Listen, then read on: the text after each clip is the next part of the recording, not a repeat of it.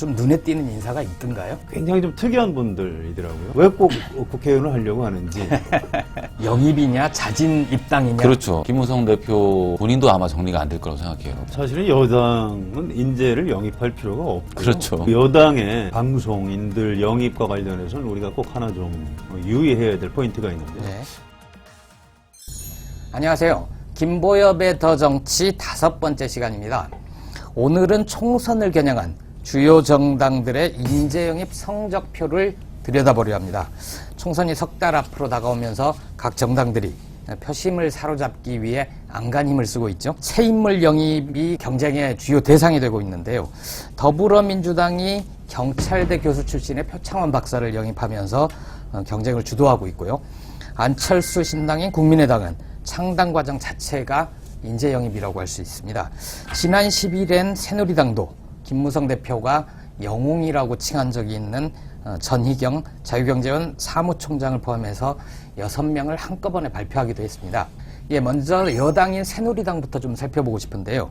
김무성 대표가 지난 6일에는 인재 영입에 관련해서 당내 목소리가 높아지니까 이미 수두룩 빽빽하다 이러면서 좀 부정적인 태도를 보였거든요. 근데 갑자기 인재 영입에 나선 이유가 있습니까?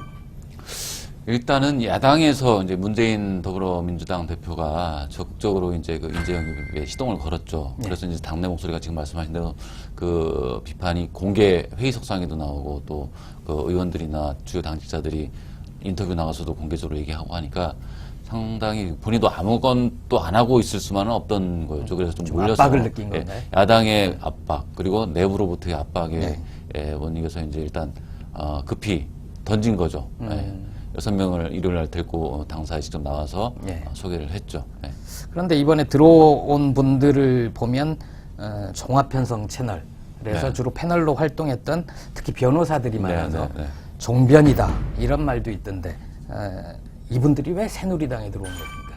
그러니까 6명 일요일 날 소개를 했는데 그중에 4명이 네, 변호사 그랬죠. 그리고 나머지 2명은 뭐 또 전희경 자유경제원 사무총장이랑 또 박상원 정치평론가 이렇게 있는데 주로 대부분 다 종편에 자주 출연해서 네. 이 보수 진영이 좀 그래도 조금 알려져 있는 사람들이죠. 근데 이제 지금 그분들이 새누리당에 왜 오냐보다는 새누리당에 들어오고 싶어 하는 분들이 종편에 나가서 많이 활동을 준비 과정으로서 했다고 보는 게 더 맞을 것 같아요. 예. 예.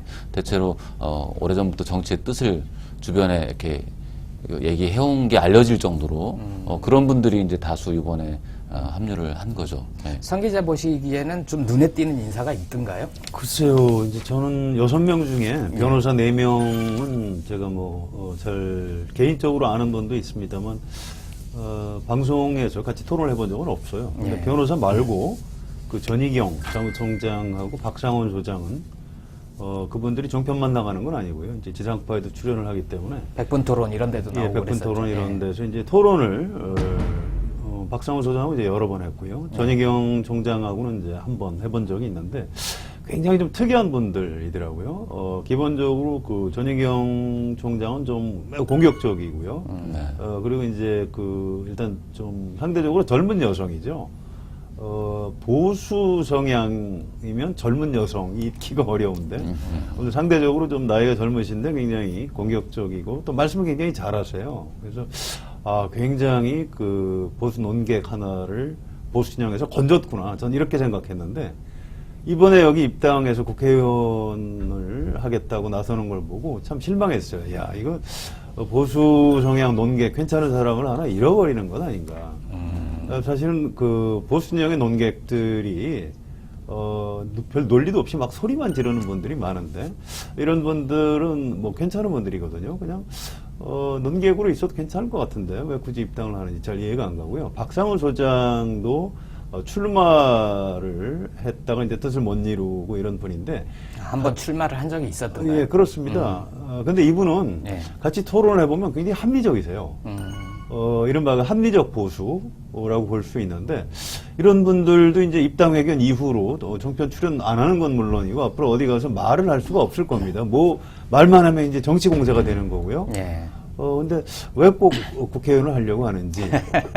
그냥 그 보수 성향의, 뭐 방송 뭐 평론이나 뭐 이런 걸 해도 경쟁력이 굉장히 있는 분인데 이런 아쉬움이 좀 있습니다. 그 두 분들은 김무성 대표하고도 좀 친분이나 호감 이런 것도 많이 작용한 것 같아요. 전희경 사무총장 같은 경우는 작년에 이제 역사교과서 국정화 국면에서 이제 당에 와서 특강도 하고 전국을 돌아다녔는데 기계적 그때 중립성을 벗어나야 그때 된다, 이제 이런 김무성 얘기도 대표가 영웅 발견했다고 하기도 했고 10월 말에 이제 기자들하고 이제 호프 간담회 할 때는 그런 표현도 썼어요. 그 부분에 대해서 정리가 돼 있고 딱 돼 있고 보통 깡다구가 아니다. 논리적으로 쫙 얘기하는데 아주 대단하다. 그래서 이제 기자들이 그럼 비례대표 주시겠네요 하니까 이거 뭐 내가 비례대표 공천권을 행사하지 않겠다고 했으니까 주지는 않겠지만, 뭐 농담으로, 점수 잘 줘야지 이런 식으로 할 정도로 아주 흐뭇하게 바라본 대상이고, 박상원 소장 같은 경우는 김무성 대표가 작년 8월에 이제 미국 방문했었거든요. 그때 이제 LA에 갔을 때 미리 와서 뭔가 좀 준비도 하고 있는 걸 제가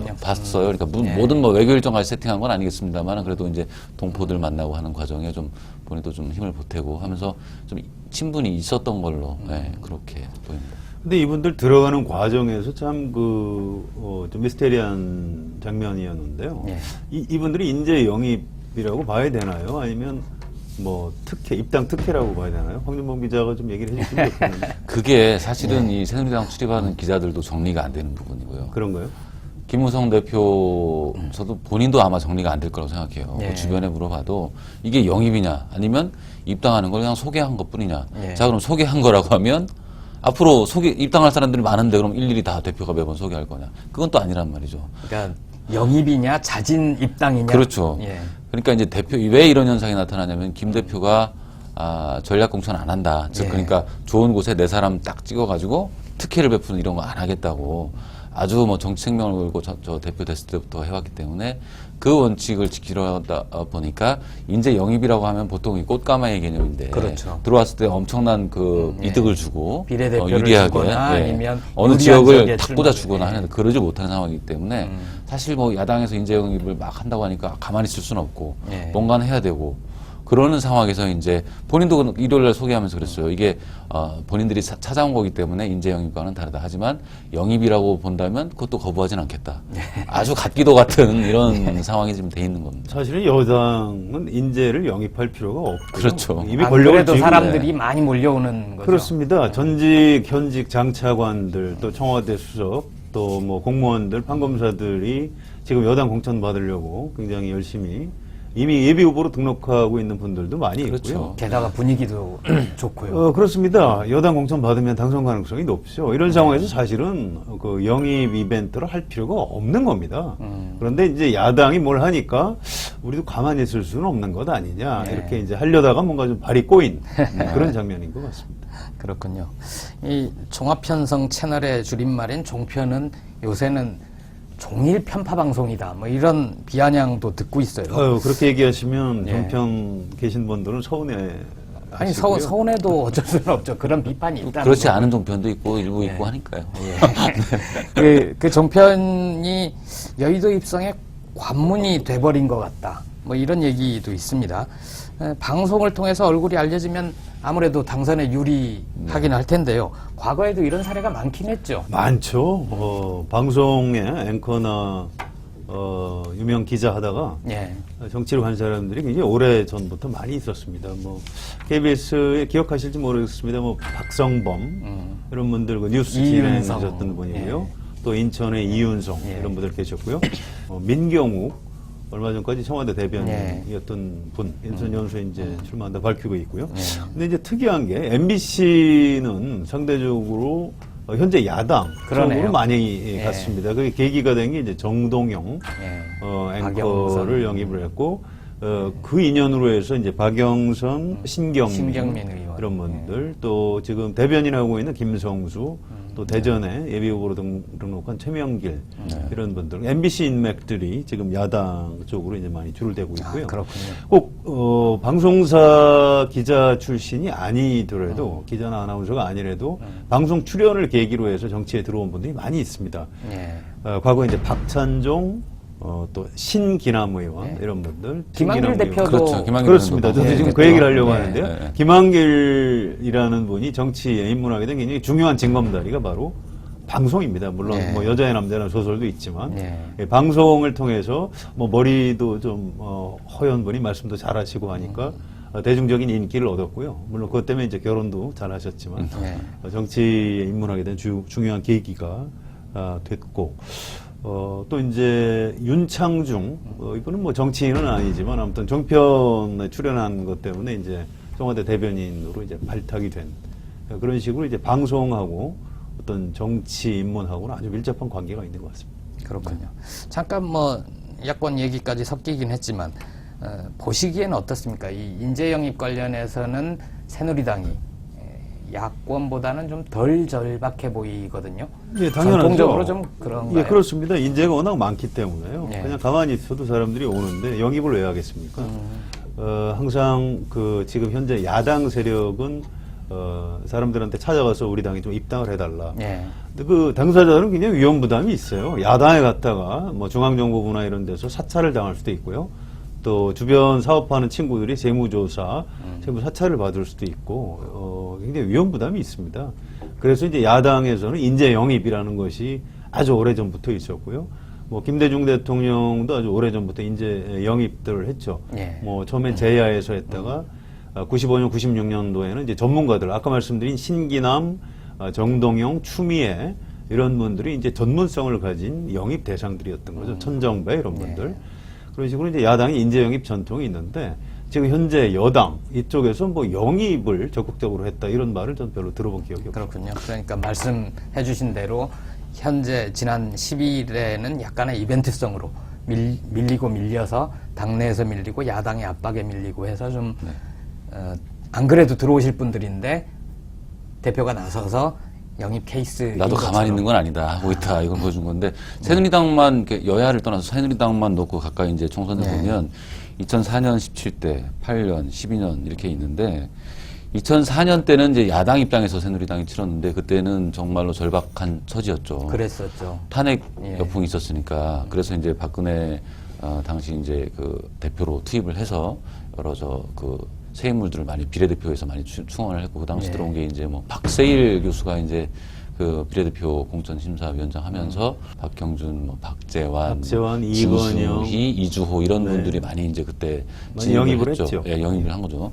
그리고 2008년에는 2007년 말 대선에서 이명박 대통령이 승리한 다음에 직후에 이제 2008년 총선이 있었기 때문에 그런 거 외부 눈치 안 보고 아주 그 새를 모아서 그냥 편안하게 공천하면서 MB 퀴즈들 많이 이제 원내에 진입시킨 이런 케이스였고. MB 퀴즈라는 그렇죠. 표현이 있었어요. 그리고 2012년에는 여당 입장이었지만 당시 2011년에 뭐 디도스 사태다, 뭐 네. 한나라당 뭐 전당대회 뭐 돈봉투 사건이다 해가지고 굉장히 당이 위기다 해가지고 이제 그런 차원에서 뭔가 좀 쇼를 했죠. 그러니까 2012년에 총선을 하고 그 말에 이제 대선을 하는데 총선을 이겨야 대선도 이길 수 있다고 보니까 총선을 앞두고 그때는 이제 총선용 인재 영입보다는 비대위원들을 이제 뭐 이상돈 교수랄지 김종인 박사랄지 이준석 뭐 이런 네. 분들을 영입을 해서 굉장히 그 파격적인 시도들을 많이 했죠.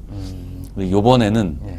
더구나 야당이 저렇게 지리멸렬하게 분열되어 있는 상황이기 때문에 솔직히 뭐 여당이 그렇게 절박하게 이렇게 뛰어다닐 필요는 없는 상황이죠. 이런 측면도 보셔야 됩니다. 지금 여당하고 야당하고 좀 차이가 있는데요. 네. 야당은 지난 2번 국회의원 선거에서 사실은 제대로 된 물갈이를 잘 못했어요. 이렇게 통합을 항상 해야 되기 때문에. 그런데 지금 여당은 이명박 대통령 된 직후 2008년 국회의원 선거 때 박근혜 당시 의원이 반발할 정도로 아주 강하게 물갈이가 한번 이루어졌고요. 또 2012년에는 반대로 박근혜 대통령하고 친박 세력들이 공천 학살 비슷한 걸 한 적이 있습니다. 그래서 2008년, 2012년 두 차례에 걸쳐서 물갈이가 됐기 때문에 네. 지금 새누리당 의원들 면면을 보면 야당보다 훨씬 젊습니다. 이번에는 물갈이를 안 해도 되는 거고요. 따라서 인재 영입을 굳이 할 필요가 없는 거죠. 그러다 보니까 그런 얘기도 나오지 않았습니까? 새누리당의 여성 의원들 쪽에서 새누리당 여성 의원에서 장수한 사람이 없다. 네. 거기는 초선 재선 정도이고 더 민주당 쪽에는 오히려 선수가 많이 쌓인 여성 이미경 의원들이 의원, 많지 추미애 않느냐 뭐 의원 그런 그런 얘기도 얘기죠. 있었잖아요. 네, 네. 그 여당의 방송인들 영입과 관련해서는 우리가 꼭 하나 좀 유의해야 될 포인트가 있는데요. 네. 제가 몇 년 전에 미국에 잠깐 뭐 단기 연수 갔을 때 CBS의 밥 쉬퍼라는 분이 계세요. 굉장히 나이가 많은 네. 방송인이신데 이분이 뭐 70대인데 특히 미국의 그 대선 주자 토론회를 이분이 그 사회를 보는 그런 뭐 한 4-5명 중에 한 사람, 유력한 방송인이죠. 네. 근데 이분이 상원 의원을 제안받은 적이 있다고 합니다. 아주 진정성 있게. 네. 근데 자기가 고민하다가 나는 미국 사회에 방송인으로서 내가 기여하는 것이 훨씬 더 크다. 상원 의원은 나 말고 잘할 사람이 많이 있다. 이렇게 해서 거절을 했다고 네. 답변하는 걸 듣고 제가 굉장히 인상적으로 받아들인 적이 있습니다.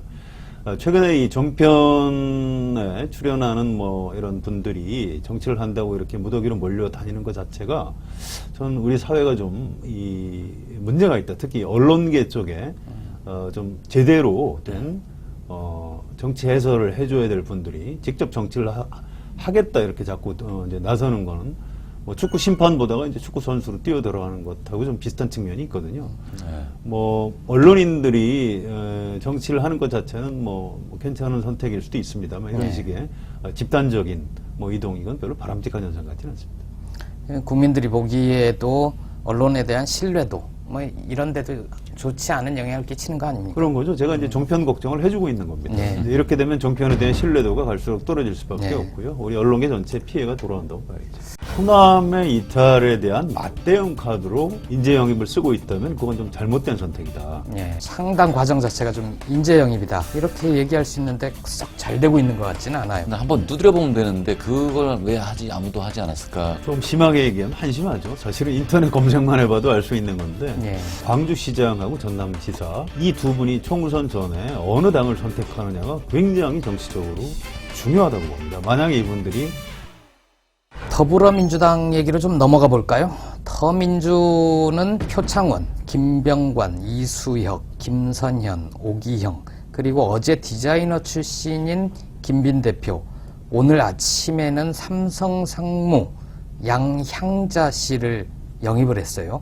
상대적으로 성공적이라는 평가가 좀 많은데 성 기자는 어떻게 평가하십니까? 더불어민주당뿐만 아니고 우리나라 네. 정치 전반을 위해서 뭐 괜찮은 현상이라고 생각이 됩니다. 좋은 사람들이 정치를 해야 정치가 좋아지는 거죠. 네. 큰 맥락에서는 문재인 대표가 뭐 잘하고 있다 이렇게 볼 수가 있는데요. 네. 다만 지금 이 호남의 권노갑 상임 고문 박지원 의원 이른바 동교동계가 지금 무너져 가고 있는데 네.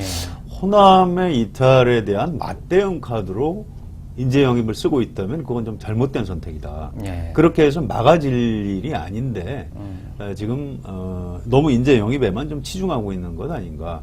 좀 큰 차원의 어떤 그 총선 기획 같은 것이 문재인 대표한테 좀 필요하고요. 세력이 떨어져 나가고 있는데 세력으로 막아야 되는데 그걸 예. 이렇게 개별 사람으로 예. 막는 거는 좀 무리가 있어 보인다 이런 얘기죠. 주로 이제 이번에 영입된 분들이 호남 출신들이 많거든요. 오기영 변호사, 뭐 그렇습니다. 양향자 상무 다 예, 예. 예. 김병관 이런 분들도 다 호남 원적이시죠. 근데 이런 분들이 혹시라도 호남 이탈에 대한 맞대응 카드로 선택을 하셨다면 그건 좀 곤란하다. 잘못된 선택이다. 이렇게 봅니다.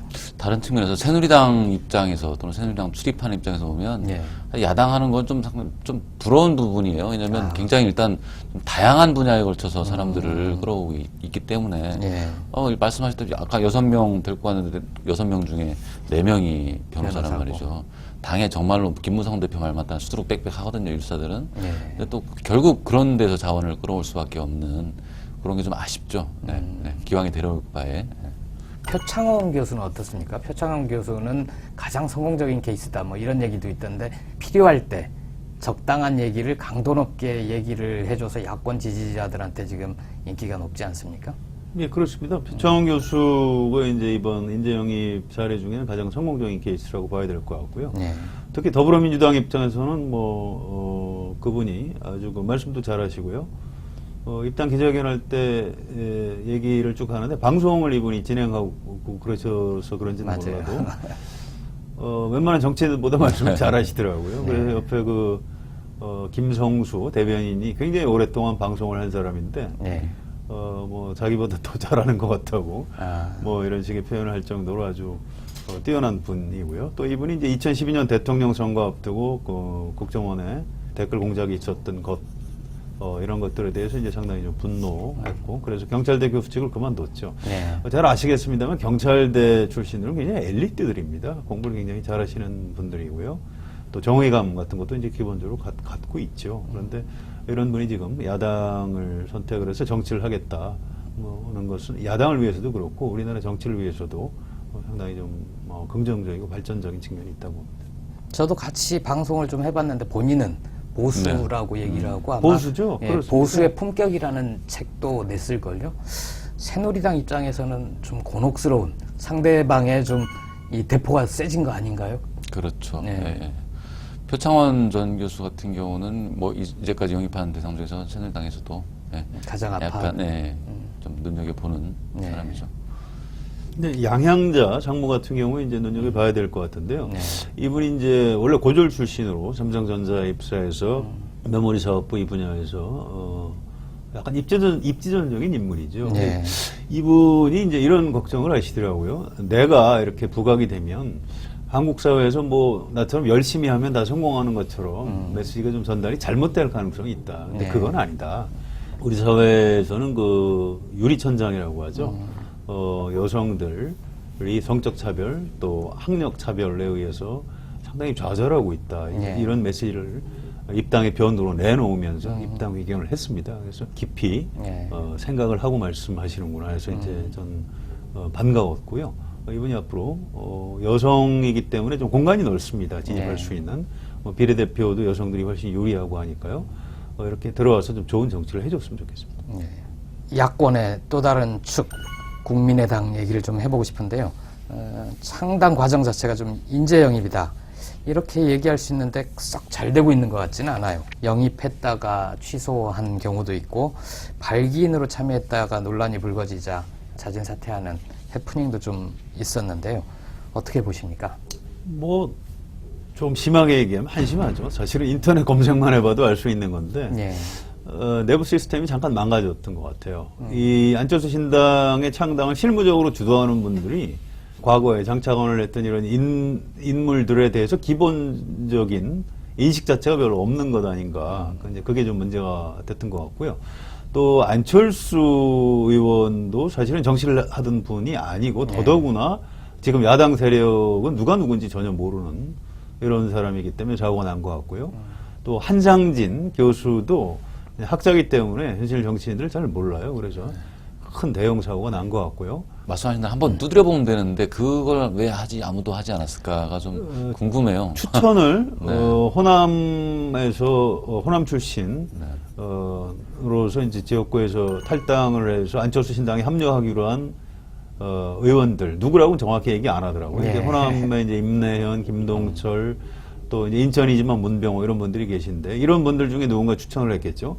의원이 추천했기 때문에 당연히 기본적인 검증은 거쳤을 것이다 라고 잘못 알았다고 합니다. 그런데 그럼에도 불구하고 사실은 이름만 들으면 이 야권에 있던 사람들은 그 사람 옛날에 무슨 비리 전력이 있었던 것 같은데 라고 알 수가 있는데요. 그렇죠. 이 실무적으로 창당 준비하는 분들이 그런 인식조차도 좀 없었던 거죠. 굉장히 치명적일 것 같아요. 왜냐하면 안철수 의원 같은 경우에 반부패, 깨끗한 정치, 새정치, 정치혁신 이런 걸 내걸고 있는데 정작 나중에 무죄를 받았다고 하더라도 부패에 연루됐던 분들이 주요 인사로 올랐던 거는 좀 치명적이었던 것 같고 스스로 안철수 의원 스스로 굉장히 높은 도덕적 기준을 세워놓고 그 높은 도덕적 기준에 걸려서 사람이 3명이나 이제 못 들어오는 이런 장면이 벌어진 건데요. 저는 사실은 안철수 의원이 검찰 기소만 돼도 국민들 인식에는 뭔가 비리 인사로 생각하기 때문에 받아들이지 않겠다. 이런 굉장히 높은 기준을 제시하고 있는데 전 문제가 좀 있다고 봅니다. 우리나라처럼 검찰이 지금 정권에 상당히 예속돼 있는 상태에서 최종적으로 법원에서 무죄를 받았으면 그 사람은 죄가 없다고 봐야 되는 것 아닌가요? 근데 그렇게 좀 잘 지키지도 못할 기준을 너무 높이 세워놓고 또 그 당사자들은 얼마나 화가 나겠습니까? 입당한다고 기자회견까지 했다가 그 몰랐던 사람까지 저 사람이 비리가 있는 사람인가 보다 이렇게 낙인이 찍힌 셈인데. 그래서 어떤 분은 인격살인이다, 뭐 이런 모멸감을 그렇습니다. 느낀다라는 한국 사회에서 그분들 얼굴 들고 살기도 이제 연세도 굉장히 많으신 분들인데 더 힘들어지고. 서 기자는 여러 차례 안철수 의원의 탈당이 준비되지 않은 것 같다 이런 표현을 많이 하셨어요. 이게 이제 이런 사태가 그런 것과 좀 관련이 있겠죠? 예, 관련이 있죠. 뭐 준비 안 된 상태에서 탈당했다는 거는 안철수 신당에서 일을 하는 분들도 예. 사실 그렇다라고 이제 인정을 하고 있는 거고요. 준비가 안 됐기 때문에 당연히 어떤 청사진 같은 게 마련이 안 돼 있었고요. 그래서 이제 이런 사고가 나고 있는 거죠. 그런데 이제 2014년에 안철수 의원이 국회의원이 되고 나서 정당을 창당하려고 할 때 예. 굉장히 좀 당황을 했었다고 합니다. 신당을 하겠다고 하니까 2014년 지방선거에 나서겠다고 이제 전국 각지에서 사람들이 엄청나게 몰려들었는데 이게 누가 괜찮은 사람이고 누가 안 괜찮은 사람인지 나쁜 사람인지 쉽게 얘기해서 과거 비리 전력이 있거나 그 전에 민주당에서 공천을 받고 싶었는데 실력이 부족해서 떨어졌거나 이 사람들을 분간할 수 있는 방법이 없었다고 합니다. 그래서 윤여준 전 장관한테 안철수 의원이 부탁을 한 게 바로 그 부분이라고 합니다. 정치를 하겠다고 몰려오는 사람들을 어떻게 감별할 것인가 예. 이런 기준을 좀 세워서 정리를 해준 그런 일이 있었습니다. 그런데 비슷한 잘못을 이번에 또 이제 저지르고 있는 거죠. 더불어민주당과 국민의당은 인재를 놓고 좀 치열한 경쟁을 벌일 수밖에 없을 것 같은데요. 더민주와 국민의당이 서로 영입에 공을 들이고 있는 사람들이 특별히 있습니까? 그리고 특히 호남 쪽 인사들 이런 분들이 있습니까? 예, 있죠. 근데 그게 새로운 정치를 안 하던 분들을 영입하는 경쟁은 사실 잘 보이지 않고요. 예. 왜냐하면 누가 누구를 지금 스카우트하려고 뛰고 있는지 보이지 않습니다. 물 위로 드러나 있지는 않은데요. 저는 그 광주시장하고 전남지사 이 두 분이 총선 전에 어느 당을 선택하느냐가 굉장히 정치적으로 중요하다고 봅니다. 만약에 이분들이 탈당을 해서 안철수 신당을 선택한다고 하면 예. 이 더불어민주당은 굉장히 위험해지는 거고요. 이분들이 끝까지 더불어민주당을 지킨다고 하면 안철수 신당의 폭발력은 좀 제한적인데 그칠 수밖에 없고. 전남지사는 이낙연 지사고, 전남지사고요. 광주시장은 윤장현 광주시장이시고요. 광주시장. 예, 이 두 분이 아직 이 탈당 여부에 대해서 또 안철수 신당으로 간다 안 간다 이런 부분에 대해서는 예. 명확하게 아직은 태도를 밝히고 있지 않습니다. 그 두 분이 그럼 4월 총선 전에 실제로 아주 많은 표를 가지고 움직일 가능성이 크다 이렇게 보십니까? 그렇습니다. 호남 민심 자체가 예. 그로 인해서 움직일 가능성 그런 것들이 좀 있는 거죠.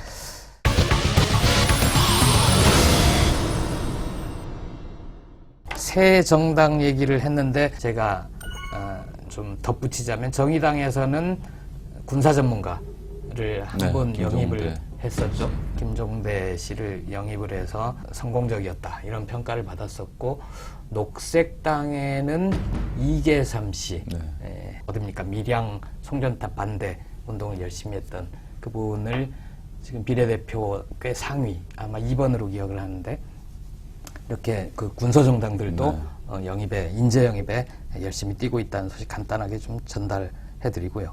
마지막으로 이 얘기를 좀 들어보고 싶은데 총선 때마다 벌어지는 이 젊고 참신한 인물 경쟁, 영입 경쟁 이게 좀 바람직한 건가요? 정상적인 건가요? 비정상이죠. 예. 우리나라 정치에 대해서 국민들이 이제 많이 실망을 하시니까 새로운 인물들을 자꾸 내세워서 정치에 대한 혐오감을 좀 희석시켜 보려고 노력하고 있는 건데요. 사실은 정치도 젊을 때부터 정치를 한 정치인들이 가장 잘할 수밖에 없는 거죠. 경력이 쌓이고. 예, 그렇습니다. 그래서 선진국에서 보면 굉장히 젊은 시절부터 당직자라든가 아니면 국회의원 보좌관으로 이제 훈련을 받은 사람들이 정치에 진출하는 경우가 많고요. 우리는 아직 정치적으로 보면 좀 약간 후진적인 시스템이라고 봐야 됩니다. 지금 현재 여당 세력의 어떤 정치 예비군은 주로 과거에 관료, 뭐 판검사, 돈 많은 사람, 뭐 사업가 이런 사람들이고요. 지금 야권 세력의 과거의 정치 예비군들은 주로 뭐 학생운동, 노동운동, 재야, 또 시민운동 했던 분들, 이런 분들이 이제 충원을 해왔었죠. 그런데, 그런 분들이 계속 나이가 좀 들어서, 국회의원이 되고 하는 게 그렇게 뭐 바람직한 구조는 아니라고 봐야 될 겁니다. 젊고 유능한 인재들이 제도권 정치에 갈수록 잘 안 오려고 하는 거죠. 그러니까 국민들한테 갈수록 지탄을 받고 있으니까요. 예. 정치권 스스로 만들어낸 일이기도 한데 그런 방법은 작심하고 스스로 정당이 좀 많은 그 유인 요소를 줘서 끌어들여야 될 것 같아요. 그러니까 정당 자체가 총선, 대선, 선거 조직으로서만 기능하고 뭐 집권만 목표로 하는 것보다도 상시적으로 예를 들면 인재 영입위원회 이런 게 이제 선거 때 반짝반짝 뜨는데 그러지 말고 정당 자체가 인재 육성 기관이다라는 측면에서도 굉장히 의지를 가지고 여야 모두 다 해서 장기적인 계획을 가지고 그 부분에 더 집중 투자하는 게 현재로 좀 필요할 것 같아요. 네. 제가 인터뷰를 한번 했던 젊은 친구 중에는 국정교과서 반대하는 고등학생이었는데 이 친구는 자기는 정치를 하고 싶다. 봉사하고 싶다. 공공적인 영역에서 일하고 싶다. 이걸 밝히더라고요. 근데 그런 생각을 가진 이 젊은 친구가 어떤 경로를 통해서 어떻게 현실 정치를 할 수가 있지를 보면 마땅히 그런 경로가 보이지는 않아요. 물론 각 정당마다 청년위원회 뭐 이런 것 학생위원회 네. 이런 게 있다지만 별로 활발하지 않고 거기에서 사람들을 키워내는 구조는 우리가 아직 가지고 있지 않은 아직도 후진적인 면을 못 벗어나고 있는 그런 안타까움이 좀 있는 것 같습니다. 오늘은 여기까지입니다. 한겨레 홈페이지와 유튜브를 통해서 더 정치에 보내주신 시청자 의견 감사드립니다. 어떻게 오늘 각 정당들의 인재 영입 경쟁 얘기를 나눠봤는데 여러분들의 이해에 도움이 되셨는지 모르겠습니다. 오늘 방송 여기까지 마치고요. 다음에 6회에서 만나 뵙겠습니다. 고맙습니다.